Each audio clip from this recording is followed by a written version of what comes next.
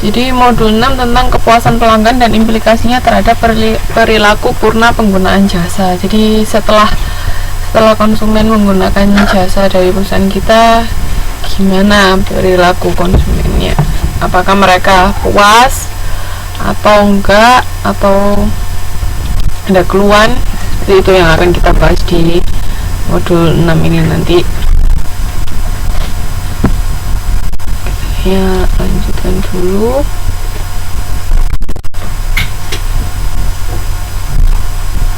Ini yang kita baca pertama, kepuasan konsumen. Nah, cara untuk meningkatkan kualitas pelayanan. Jadi kan ingat, iya sama Mbak Vera, kita belajar modul 6 ya hari ini. Bentar, saya absen dulu Mbak Vera.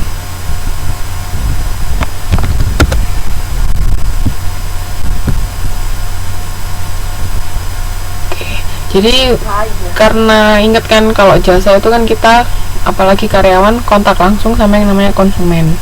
Jadi gimana caranya pelayanan yang kita berikan itu maksimal. Nah, di sini caranya untuk meningkatkan kualitas pelayanan yaitu memperkecil kesenjangan yang terjadi antara pihak manajemen dan pelanggan.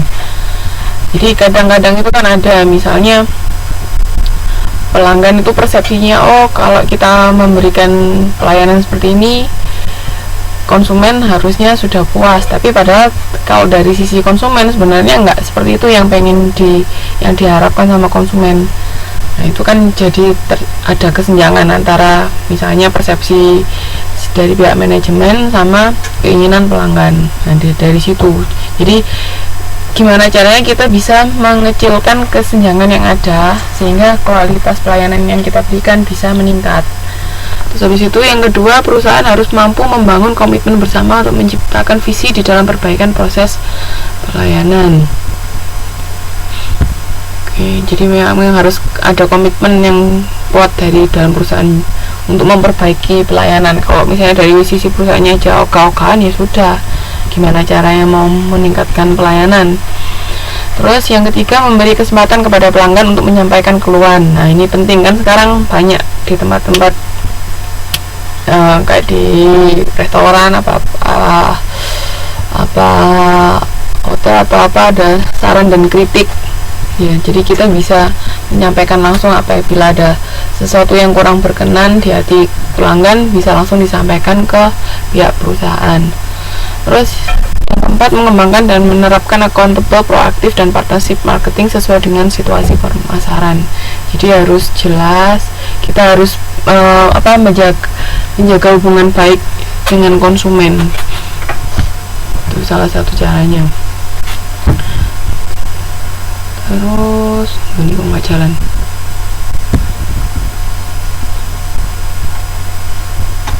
Nah, apa itu kepuasan pelanggan? Ada yang tahu nggak? Ada yang bisa jawab? Kepuasan pelanggan itu apa?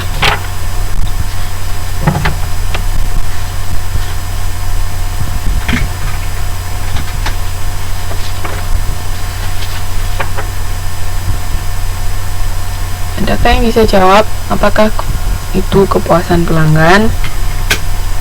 Halo, bisa dengar suara saya? Halo, halo.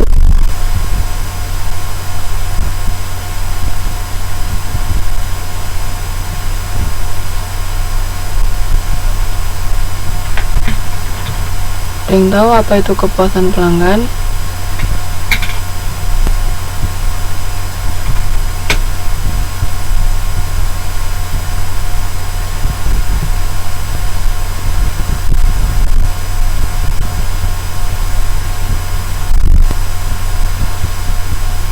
Perusahaan memberikan apa yang sebenarnya pelanggan inginkan. Yang lain? Ada yang mau jawab? Apa itu kepuasan pelanggan? Waalaikumsalam, ya Mbak, silakan bergabung. Ayo, ada lagi yang bisa jawab apa itu kepuasan pelanggan?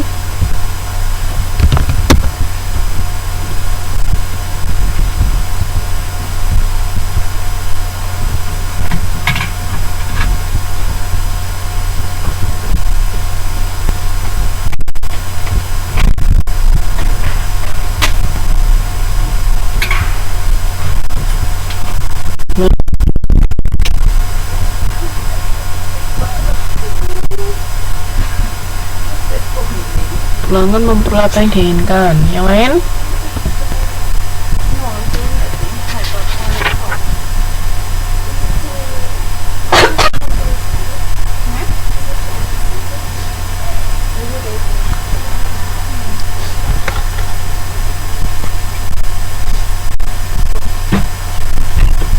Suatu keadaan di mana keinginan harapan.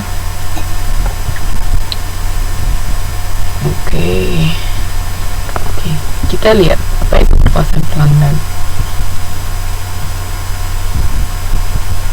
Nah, di sini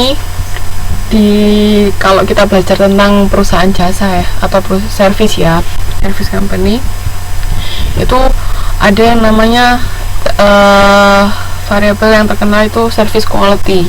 Jadi itu sangat famous sekali untuk perusahaan jasa. Jadi mengukur gimana tingkat kepuasan pelanggan. Nah, kepuasan pelanggan itu bisa dicapai ketika performance atau kinerja dari perusahaan jasa itu melebihi dari apa yang diharapkan oleh konsumen.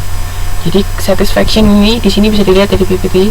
Jadi kepuasan pelanggan itu tercapai ketika kinerja perusahaan atau pelayanan yang diberikan perusahaan terhadap konsumen itu melebihi apa yang diharapkan konsumen.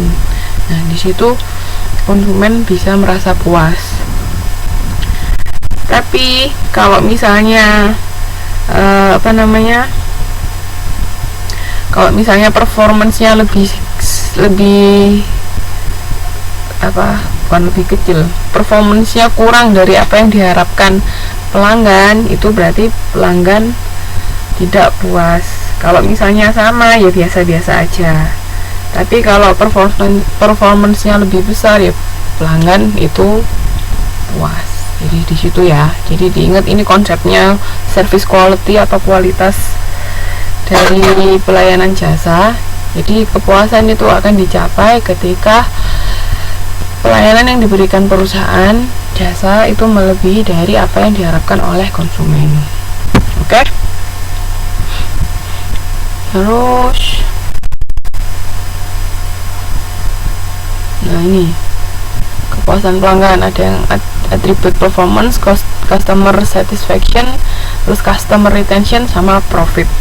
Jadi ini performance dari perusahaan, pelayanan yang diberikan perusahaan itu akan mempengaruhi kepuasan pelanggan. Nah, ketika pelanggan itu puas dengan pelayanan yang diberikan, otomatis kita bisa mempertahankan pelanggan yang ada, atau di sini sebutannya customer retention. Nah, kalau kita punya pelanggannya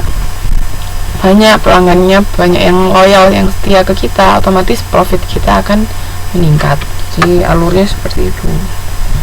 Jadi semakin banyak pelanggan yang loyal atau setia kepada perusahaan, kita akan semakin banyak mendapatkan profit.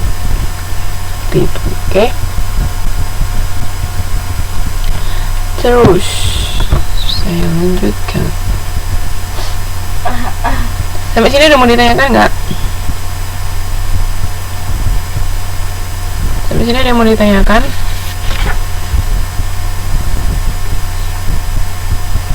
Gimana? Paham sampai sini? Pokoknya alurnya gampang kok.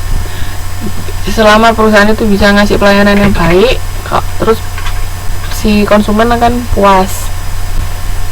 Konsumen puas, otomatis konsumen akan loyal kepada perusahaan kita. Nah, kalau konsumen sudah loyal kepada perusahaan kita, profit kita akan meningkat. Jadi alurnya seperti itu. Oke, kalau ada yang mau ditanyakan langsung bertanya ya.